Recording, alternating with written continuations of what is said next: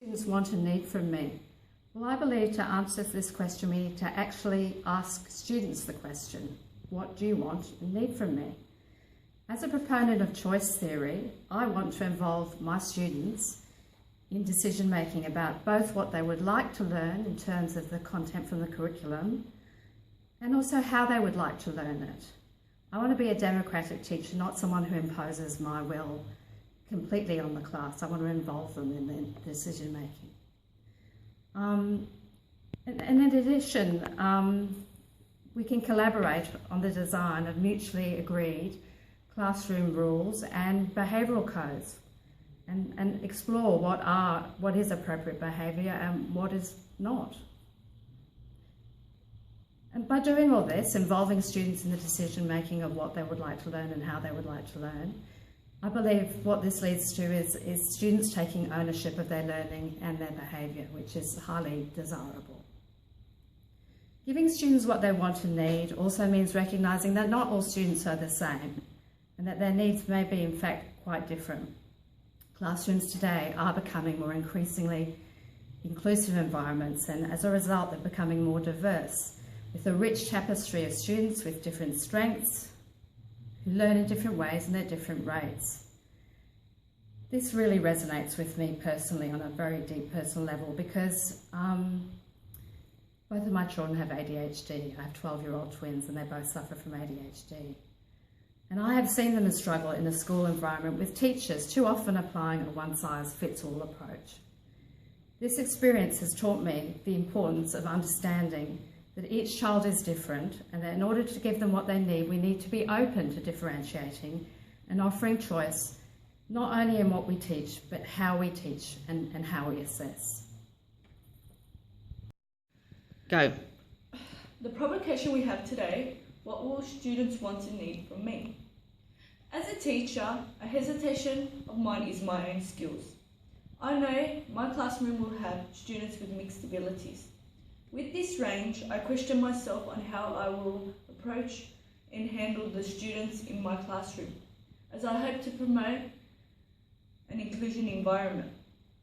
This comes from my own personal learning difficulties and the frustration when not being understood by the teachers and peers. I was a lost cause. It wasn't until one teacher, my hero, understood how to help me and equip me to overcome my own issues. My own teacher inspired me to become a teacher that is diverse and capable to do what was done for me.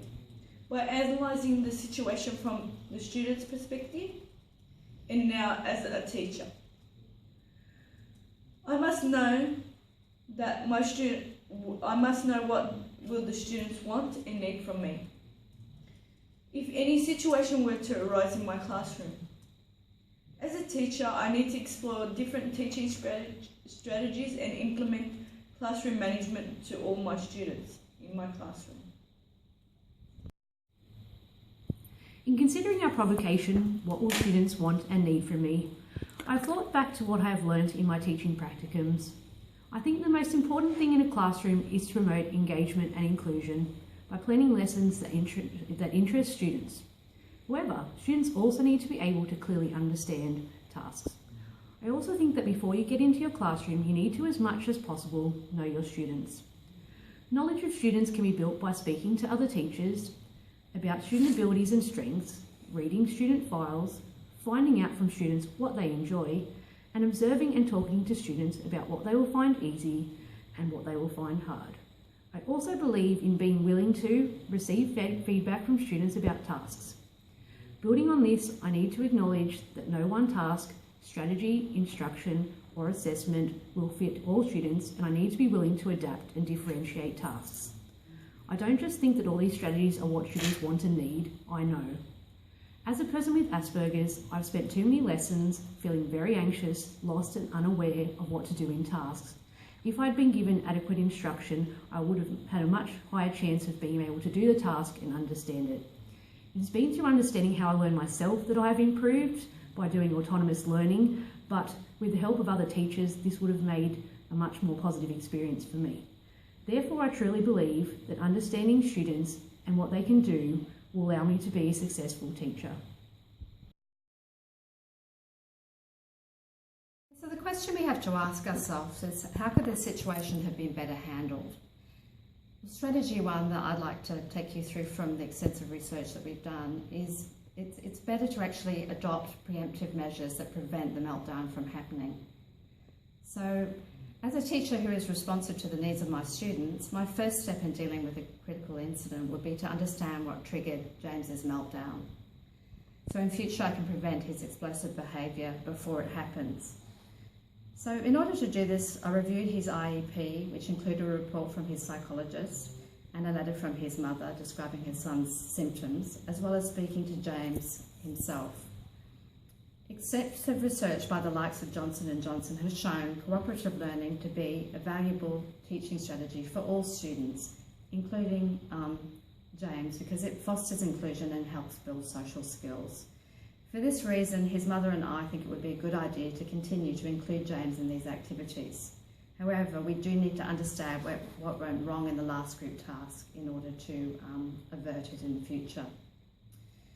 So what were the antecedents, or the triggers if you like? Well, an analysis of the antecedents revealed that the first issue was that he'd been placed in a group of boys who were, quite frankly, immature. They were loud and essentially aggravated his sensory issues by shouting at him and jostling him, which made him incredibly uncomfortable. According to Safran, he would have been better placed with quiet, mature, high-status peers who would be more supportive and tolerant and model the correct behaviour to James and the rest in the class. Another reason that James struggled,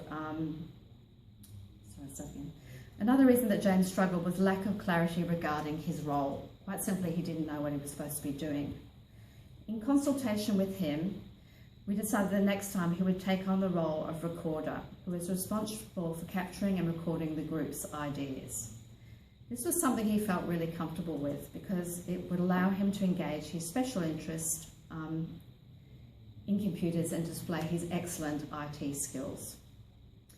Finally, in line with Miles and Simpson's research, I need to become more aware of the early indicators of stress, as intervention at this point can prevent a meltdown.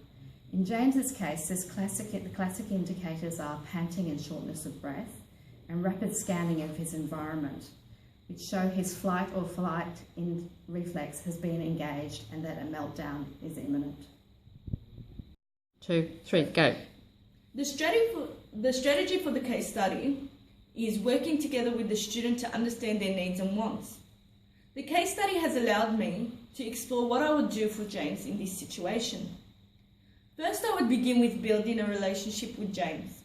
I reflected on the suggestion within a book called Embracing Asperger's, which I found an idea as a great stepping stone for all new and old teachers to do an activity with the student.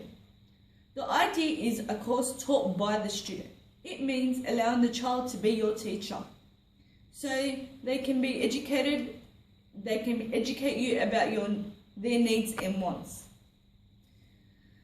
The book suggests no matter how much teaching experience you have with neurotypical students, you must be able to adapt to the non-typical students by actively listening, observing, and letting them educate you.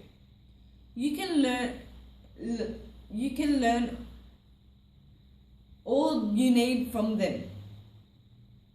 The student with Asperger's will show you who they are, how they work, what they need, and all the relevant information. From this, you can select the appropriate teaching strategy and classroom management techniques. Okay, to prevent the incident from happening again, I recommend the following strategy. Know your students and how to break down tasks so they can succeed.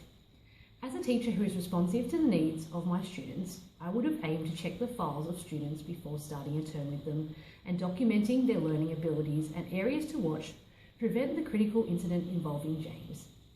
For James, this would have identified he has problems with comprehension, audio processing and visual processing problems, anxiety, attention deficits, and becomes tired. Therefore, the task he was given should have been presented in a way that would give him a clear understanding of what was to be done. I have read a seminal work on how to handle students with Asperger's entitled Understanding and Teaching Students with Asperger's by Desley Konza, which presents many useful strategies for helping James. Many of these strategies could be used for the whole class. The strategies identified that could help James in the future are the teacher having a set time for tasks. This could be done in sections to reduce anxiety and communicate to James that he needs to focus attention on the task straight away. The teacher could also break tasks into manageable units so James comprehends what he needs to do. As a short-term goal, the teacher could have implemented a simplified task on the day of the incident by allowing James to write 3 points for the topic so he didn't get overwhelmed. This could be used for many tasks. The teacher should, for future lessons, place a visual cue for tasks on the board like a task outline and samples of answers which could help James and other students to comprehend what is expected of the task. The teacher should read this out slowly to allow for satisfactory audio processing and check back for basic understanding of tasks with all students. In future, the teacher can also allow James and other students to read any sources out aloud in tasks to help cognitive processing of information. Lastly, Kaplan and Carter identify another useful strategy within cognitive behaviour therapy to combat anxiety of students with ADHD and students experiencing low self-esteem. Teachers can help a student such as James and a classroom of students develop classroom confidence by helping to scaffold a script of positive self-talk so that they can use this to build success in tasks and get them out of a negative mindset to stop anxiety.